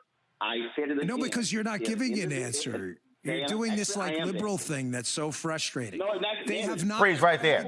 Freeze. You're doing this liberal thing that's so frustrating. No, Dan, being factual is not liberal or conservative. It's being factual. And Dan's problem is he literally didn't listen. See, the problem is when you're an amateur, you get in your mind how you want the answer to come to you, So you don't actually listen to what someone says? And that's what was frustrating him. I literally said again there that if someone does not correct the information, corrective action must be taken against them. I said it multiple times. He kept saying, I didn't answer the question. I did. I just didn't answer it the way you wanted me to. Press play. The information, it's been like 4 years. Should they be censored or not? Okay, let me make it simple because you're not going to. It's been 4 years and they wait, time out. They haven't corrected the information about collusion. Should they be censored? It just seems weird that you have this double standard that conservatives should be censored. I give you an example and you're like, no, they should be given another opportunity. No, that's not true. If information, what did I just say? I said if information is wrong, and the information has been proved to be wrong, and if the individual does not correct it, then corrective action should be taken to take that information out of the public sphere. But you okay, how long do you get? Wait, Roland, how long do you get? Wait, it's been 4 years. Is there a timeline, or do you just get to lie about it forever? Dan, again, your own mouth said you invite liars on, which included me, but you cannot provide any substantive information. Yeah, I just called you out. You're sitting there all day. You're sitting there all day talking about me on YouTube and censorship, claiming that people. Roland? I mean, I'm just repeating back to you your own words. That people should be allowed to correct the information. I say to you, they haven't corrected the information. I cite an example from a liberal, and you're like, no, they should definitely be given another chance. Freeze right there. Okay, so this is the game that you play. Oh, you said they should be given another chance. He does not say anywhere in there, Roland, you did say corrective action should be taken and that information should be removed from the public space. That's actually what I said. See, he can't concede that point because his talking point won't allow him. That's what amateurs do. See, a professional knows how to shift their position or argument based upon going up against another professional. But when you are an amateur, you can only stay in one lane. You don't have the ability to sit here and get on your toes. Camera here. See, Dan can't do this here. Dan can't do this here. He can't do this here. This is Dan right here. He's staying in one spot. See, Dan can't switch to this position, and he can't switch back to southpaw. He can't do that because he's an amateur. That's why he's getting frustrated because I won't accept his debate. I won't accept his bait because he's not listening. I'm not done. Press play. Throw another example. Let's do a Roland Martin integrity test to prove my point here. So Rand Paul was censored from YouTube, a medical doctor. Freeze. Discussing. So that Rand Paul was censored from YouTube, a medical doctor. Y'all, Rand Paul's an eye doctor who's not board certified. That's what information was sent to me today. He's not board certified. But see, Rand Paul's a doctor because the public doesn't know. So they're thinking, well, he was a doctor. They're thinking medical doctor. They ain't thinking eye doctor. They're thinking, oh, with the body. Like he's actually, like a scientist. He's an eye doctor, not board certified. Don't want to use that nuance there. Watch this. Information about masking and vaccines and COVID on YouTube. Should he have been censored? He was censored. He was talking about masks. He was talking about the effectiveness and efficacy of vaccines. Freeze right there. Freeze right there. I said, what specifically did Rand Paul say? Dan, he was talking about the mask and the efficacy of vaccines. No, that's a subject. What specifically did he say that caused him to be shut down by YouTube? Dan won't say it because he knows it's a lie. Then he gets upset because I start demanding what specifically did he say. If one of my staffers comes to me and says, Roland, this happened, I will go, what did she do? Well, this thing just happened. No, I need to know. But what did she do? What did he do? Well, I'm just pissed. I'm just mad and upset. No. What did they do? What did they say? You want me to take action against them just because, but you won't tell me what they said. So therefore, I don't have enough information to weigh in because you won't tell me. That's the trick Dan tried. Y'all, that only works when you're talking to amateurs. Press play. I just told you the efficacy of masks and vaccines, how the vaccines have not met the criteria initially. Freeze right there. I told you the efficacy of masks and vaccines. No, that's the subject. What did he actually say? Did Rand Paul say masks do not work? Did Rand Paul say vaccines do not work? He's giving me the subject of what Rand Paul said, not the specifics. And he's mad that I won't have the conversation with him until he tells me specifically what Paul said. Press play. And Paul, don't try to filibuster and wait out the clock because you can't answer a question with any integrity. Should Rand Paul have been censored by YouTube or not? If Rand Paul, what did Rand Paul say? Masks don't work? Did he say vaccines don't work? What did he say? All right, let's go on to an easier. Freeze right there. Boom. Boom. Dan, what did Rand Paul say? Masks don't work? Vaccines don't work? Shit, he got me. Damn, he got me. Oh, okay, now what can I do? He got my ass. Damn, the pro just got me. Switch the damn subject. Press play. Apparently, it's too hard. Should the media outlets? Okay, let's ask a simple one. Because I just told you he was talking about and calling out studies on. You know what, Roland, you're really not picking this stuff up, and it's really tough for me to debate with liberals because you guys can't tell the truth. Let me give you a simple example. Really, that's too complicated for you. I can do. He was talking about the Arizona mass study, the Bangladesh mass study, studies you haven't read. Okay, so I can't go into that. Let's go into something different. Let's talk about Juicy Smollett, right? What about the media outlets that reported about this now fully discredited racial attack? Many of them have yet to correct this. Should they be censored? Did those media outlets cover what happened after that? I'm asking you, did they cover that? So he made an initial claim. No. Let's walk through the timeline. He made an initial claim. They reported that. Did they subsequently report what the Chicago police said, what the prosecutor said? They report what the trial. It doesn't matter if you have made a statement like an opinion host on CNN or MSNBC to the veracity of this man's story and have now not gone back at his opinion host and said you were wrong. That's not a correction. Reporting on the fact that there's been a trial or an arrest is not the same. Roland, listen, I'm just dismantling your argument piece by piece. Let me give you one more. Let's give you one. Let's try to be simple because I got 30 seconds. 30 seconds. Wait, 30 seconds left. Nicholas Sandmann, right? We have on tape what happened there. Nicholas Sandmann. Okay, Roland, I only got 20 seconds. One more answer, 20 seconds. Nicholas Sandmann. Wait, should they have corrected the Nicholas Sandmann conspiracy theory? Yes or no? Fox News literally said to lawyers that you don't really believe what Tucker says. You're on the same network. So do you question that? Yes or no? What are you talking about? Do I question what? No, you talk about Roland, have you been eating edibles today? Did you think those were jujubes and they were edibles? I mean, really, are you okay?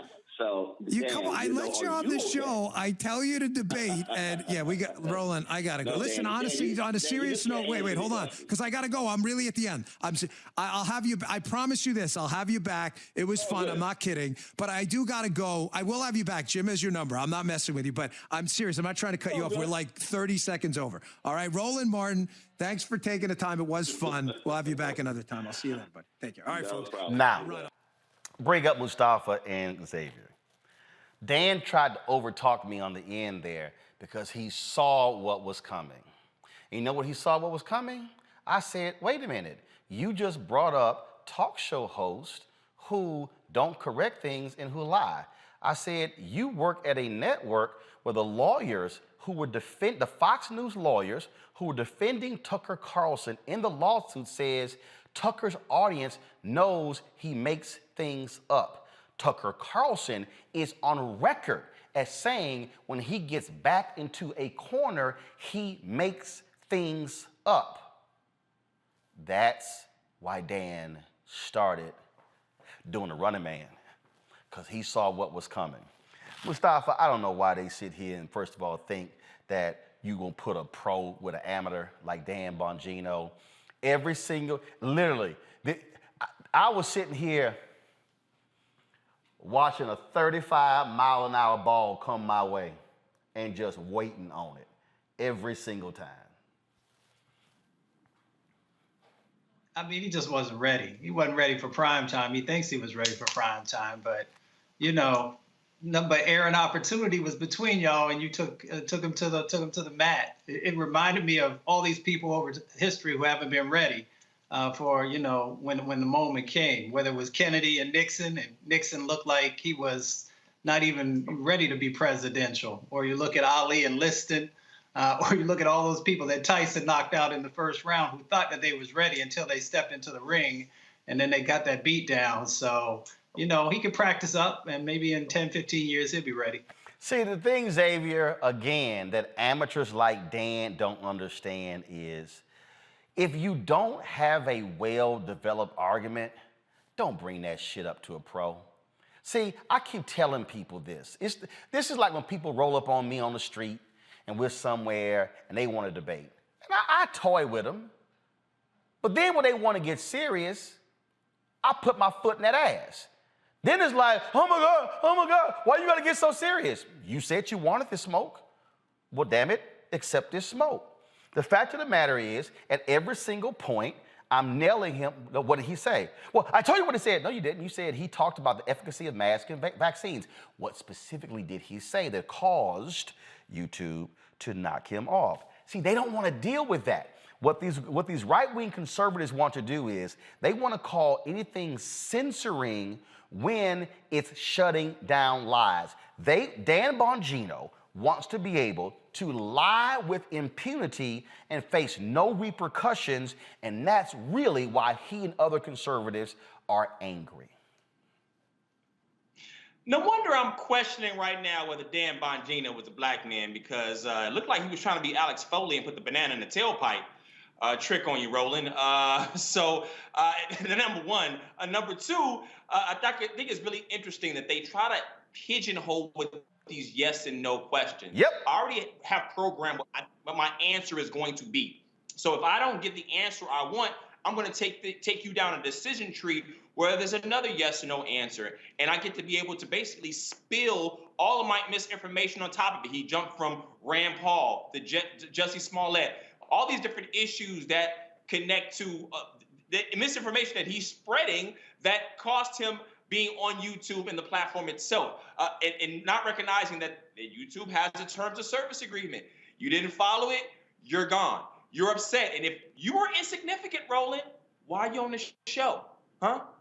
If you're a zero, why are you on the show? Why are you grifting off you as an American black man? If you really thought you were insignificant, you were significant enough to try to make a target in your audience, and you failed, Don Bongino. What's the DNA test, bro? All I'm saying here is this here. And Dan, I will be happy to come back on your radio show.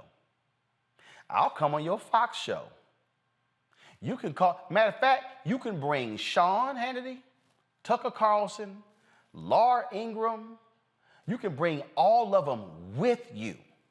Because see, I'm going to tell y'all, at the Republican National Convention, was 2012, we were in the media center, like 2 or 3 conservatives rolled up against me, then about 4 or 5, then it was about 8 of them. And look, Dana Lash, she was over here, her husband was one of them. I was like Neo in the Matrix with their ass. This is exactly what happened. I was like, boom, next. Boom, whatever.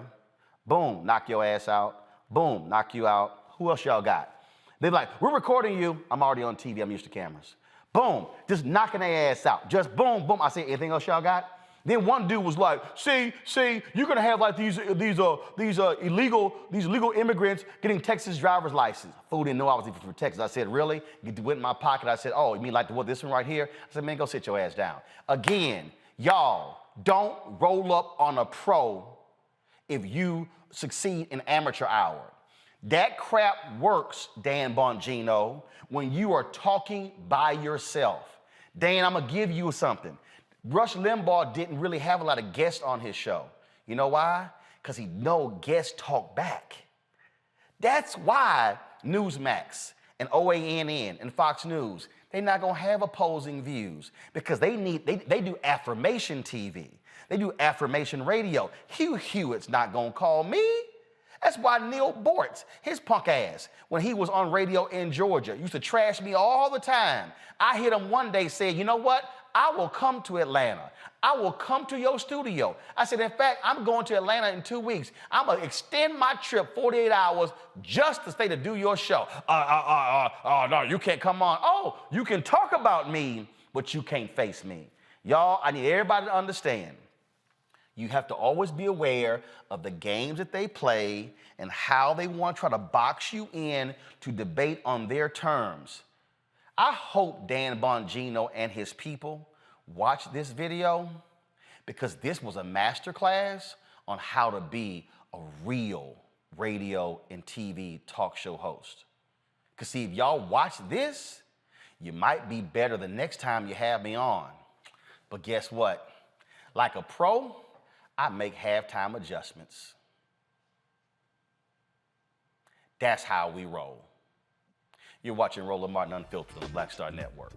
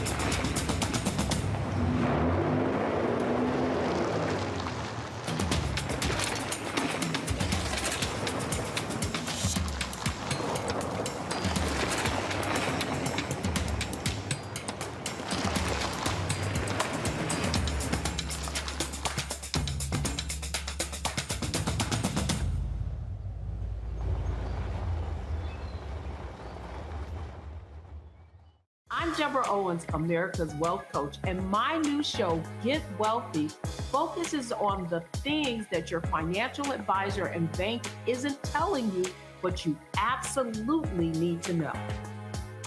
So watch Get Wealthy on the Black Star Network.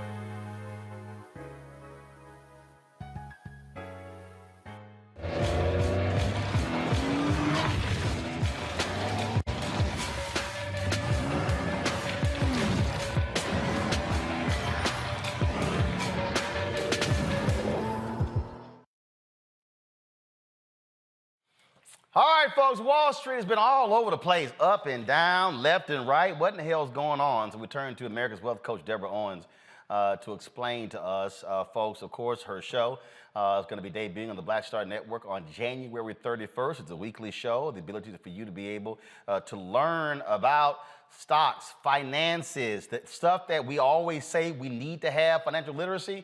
We're going to be providing it for you, and so we can't wait for it to launch. Deborah, glad to have you here. So all we keep hearing, Deborah, oh my God, the economy is in tatters.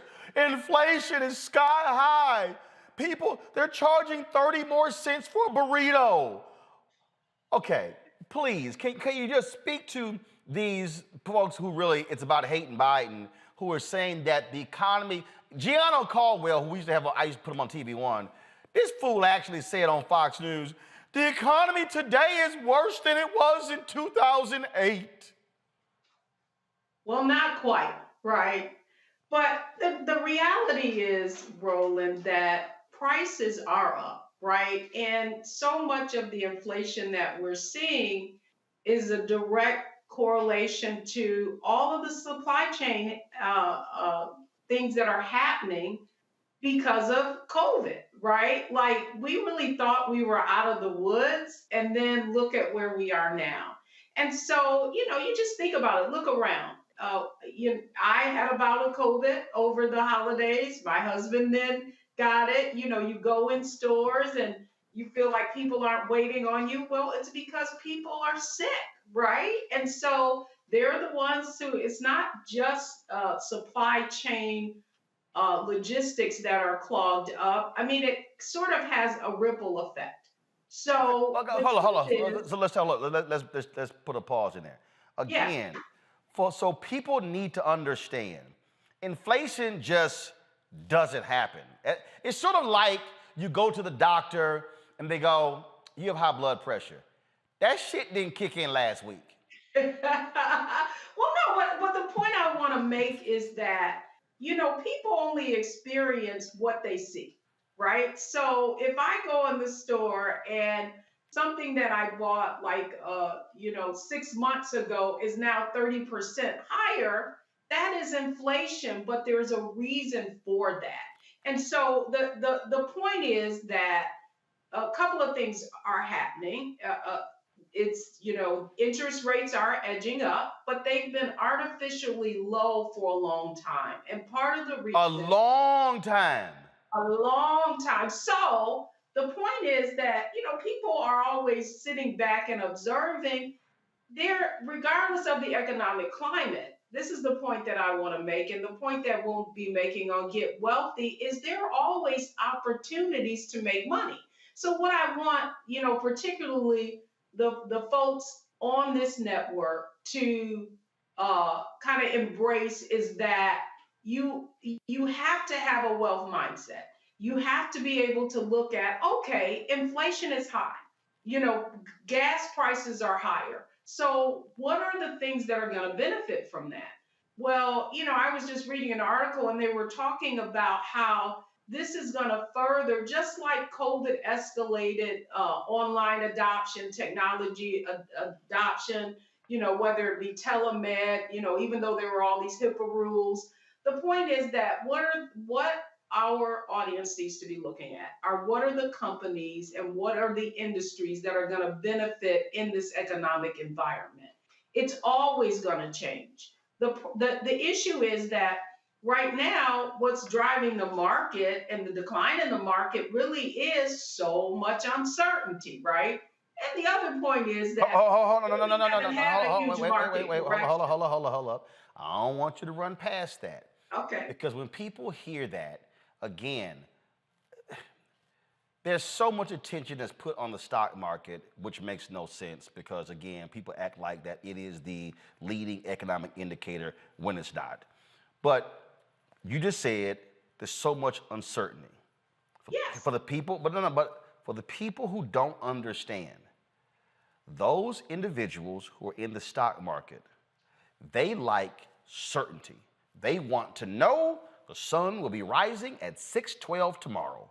It will be setting at 4:28.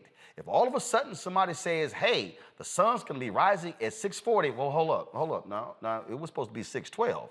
What happened? And so when one thing happens, when, Russia moves 100,000 troops to the Ukraine, that might impact the oil and gas in Europe, which then may cause this, that's uncertainty. When it's, will there be a tax hike? Is there going to be a tax cut? Uncertainty. And so the people who are buying and trading stocks, they like it when stuff is just going according to plan. Nothing, no war breaks out, nothing catastrophic happens. It's just keeping it steady. Well, the truth is, though, Roland, so if we look at this most recent volatility, part of that is companies not making their expected earnings targets. So, for example, let's just take Netflix, right? So Netflix did not meet the subscriber growth that it thought it would, right? And so because it missed its target, and Netflix has run up, is one of probably the best performing stocks during this whole, the past, year and a half of COVID, because everybody's sitting at home, right? So it has kind of like a ripple effect. So then they start thinking, Netflix didn't hit its target. And so then they start looking at all the other subscription services. We saw it recently with Peloton not meeting its target. So here's the point. Peloton was doing some other doing some other stuff, but go ahead. Well, I mean, I'm not going to get into. I am. Yeah. All that stock was sold, and yeah, okay, go ahead. Well, here's the point I want to make is that particularly in investing in volatile times, most of the people watching us, if they're exposed to the stock market, it is through their employer-sponsored plans, their 401ks and their 403bs.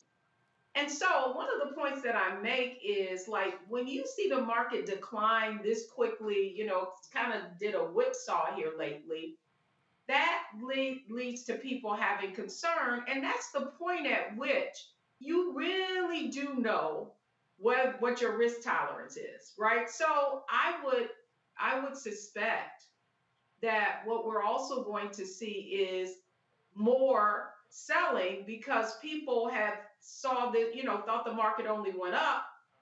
Now it's going down. And so some of them are going to get scared and get out of the market. But here's what I want folks to know is most of you are investing through your retirement plans. And so every month you're putting money in. And the truth is that, in the foreseeable future, you may be buying shares at lower prices. And that's a good thing, Roland, because that's really how you win at investing, is buying more shares at lower prices so that in the long term, your money's going to grow and you wouldn't have purchased everything at a high price. Well, again, first of all, I don't spend lots of time going back and forth. Look, I don't even look at my damn 401k. I don't. It's there. Market. I don't look on. Look, it's right here on the front of my iWatch, and I don't even look at what the hell the stock market is. I just don't. Okay, and it's just, and so people. So when people start freaking out and oh my God, this is going on, and all this. What I also understand, it gets silly when people like, that's right, it's Biden's fault, we got inflation. Y'all, if something started 18 months ago and it's rearing its head today, person wasn't even in office. And so the whole deal with the supply chain is real simple. When COVID hit, guess what? There was no manufacturing going on in China, in Singapore, in Thailand, in Pakistan, and all those places. Then all of a sudden, people were sitting their ass at home with stimulus checks and all this extra money, they start buying shit. And so all of a sudden, I know, look, the little Elgato Cam Link card that we use for our cameras, them damn things were selling for $1,000 because you couldn't find any, because they weren't making them anymore because nobody was at work. So what then happened? We came out of 2020, came into 2021, people begin to come back, and guess what? The Elgato Cam Link that was selling for $1,000 in June of 2020 went back to $119 in February of 2021 because that was supply. And then we had the problem, we had the ship stuck off the coast, out there in the West Coast, they couldn't dock and all this sort of stuff. But people started freaking out on this deal, and it's sort of like, yo, breathe. But look, take a wide shot. We're supposed to have furniture, give me this camera. We're supposed to have our furniture, chairs, and everything in here. Deborah, the furniture store says it's 6 to 9 months to get furniture. Yes.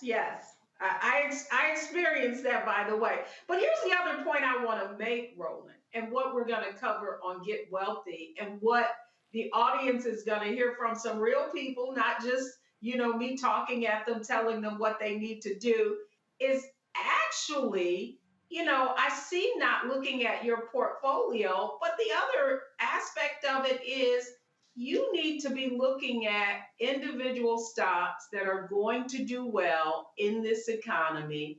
I think, so it's sort of like a theme looking around the corner is what are the companies going to do well? Well, what we're seeing is the large car manufacturers are going totally electric. I mean, so what are the parts to electric cars, right? So you got to make the batteries. So what we hope to do on Get Wealthy is get people to think out of the box and stop being afraid and understand that regardless of what the economy does, there's always an opportunity to invest and make money. Well, I tell you what, all them people like I saw a story of these athletes who got paid in Bitcoin.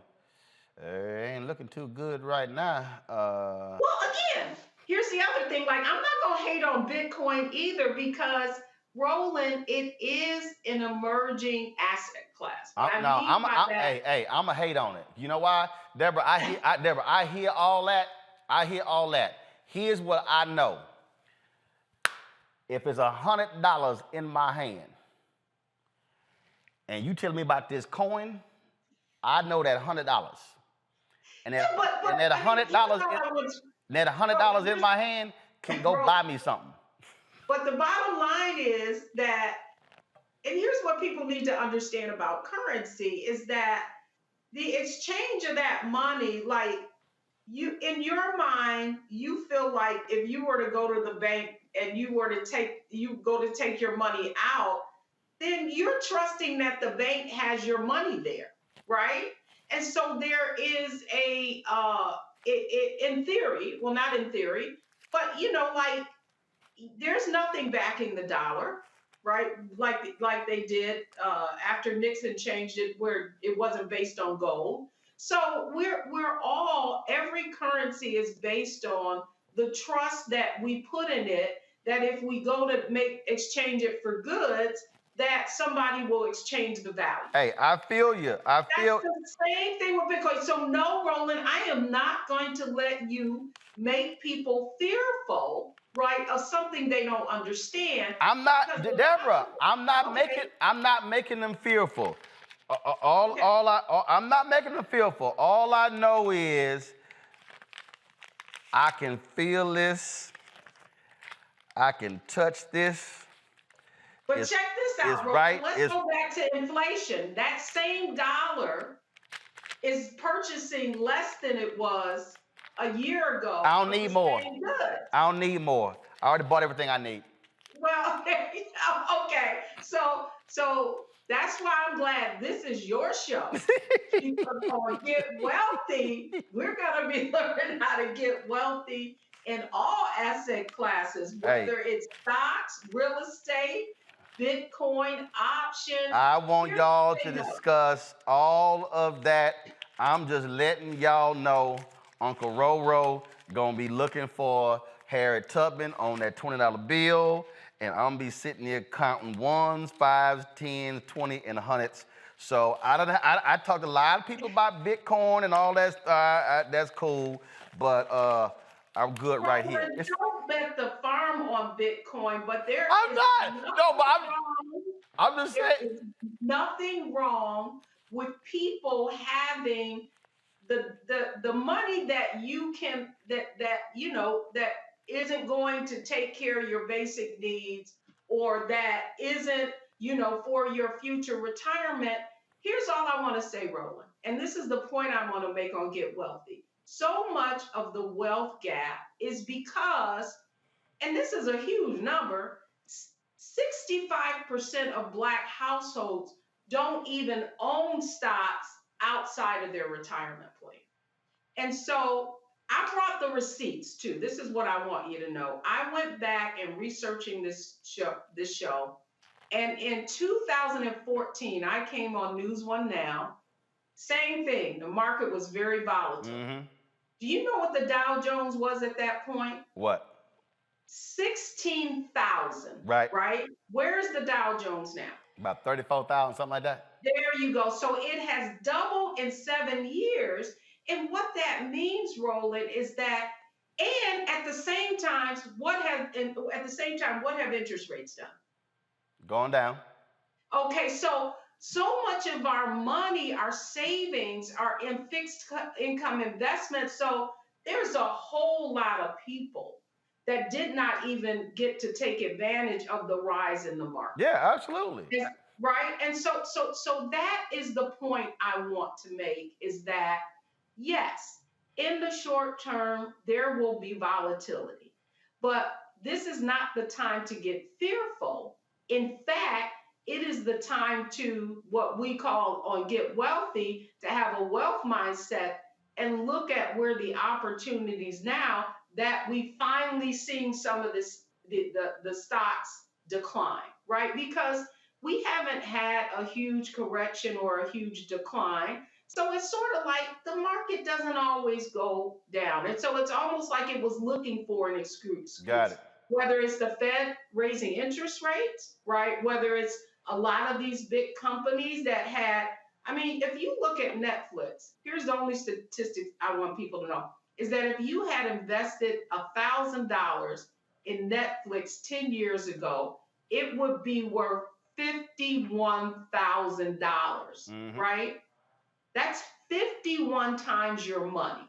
So I would say Netflix has performed for investors pretty well. But the point is, now that we're in this inflationary environment, what is going to be the next companies that really take off, right, in the next 10 years? And that's exactly the conversation we're going to be having on Get Wealthy. So I am so excited to be able to share not only what people need to do, but they're going to hear from some real folks who have seen their portfolios grow. And the point is that if they can do it, our viewers can do it too. Well, I agree, and I'm gonna be like old preacher. I ain't trying to hear no coins. I need to hear the rustling of paper. All right, all right, Deborah. Hey, y'all. January 31st, the show debuts. We appreciate it. Thanks a bunch. All right, y'all. Appreciate it. Going to a quick break. We come back. We're gonna have our marketplace segment brought to you by Verizon. It's a black shipping company. Hold up. Wait a minute. Hold up. I can ship stuff with a black company? Yes, we're going to tell you who they are next on Roland Martin Unfiltered on the Black Star Network.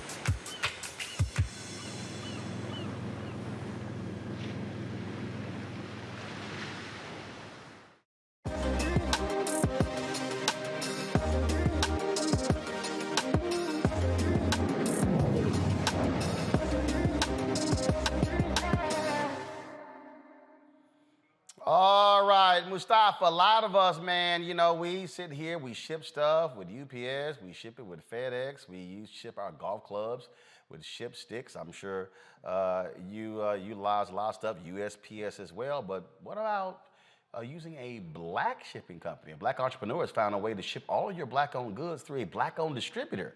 Really? Ship Black is a logistics super center focused on serving black-owned e-commerce businesses. Joining us right now is the founder of Ship Black, Tiffany Townsend. She is from my hometown of Houston. Tiffany, how you doing?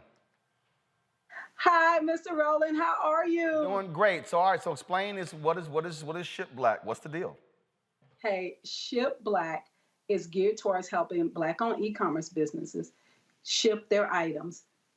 We price with them, we pack, and we ship. So we're providing this fulfillment service for our e-commerce businesses. So, okay, what you're saying, so I have pocket squares that we sell. Okay. And so what you're saying is that do you have the supplies at your location when somebody orders, then you fulfill that order? Yes. So what we do is we integrate with their store, whether they're on Shopify, Wix, Square. We integrate with that. When the orders come in, we actually pack them at our facility and ship them out. So you're not doing shipping. You're doing shipping and fulfilling.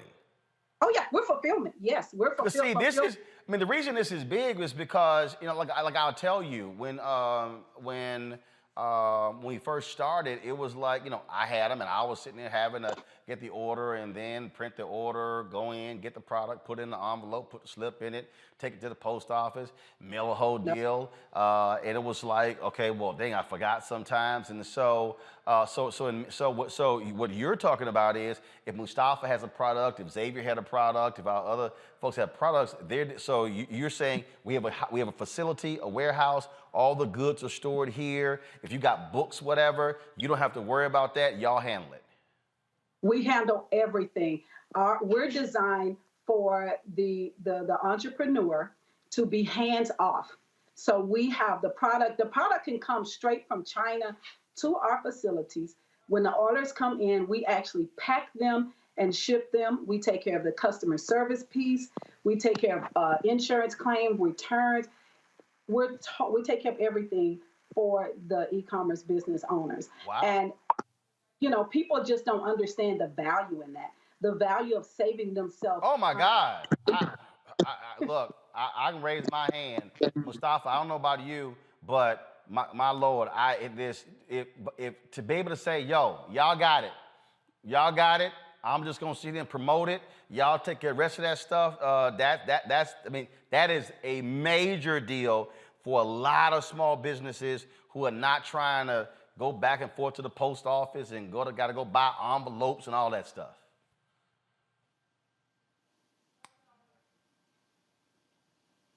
I think you're on mute. I can't hear you. What's up? Are you back? Can you hear? Now we got you. Yeah, now we got you. We got you. Mustafa, you got a question? Well, first of all, this is amazing having a one-stop shop. I remember all those products I used to have in my garage and trying to get it all moving and everything.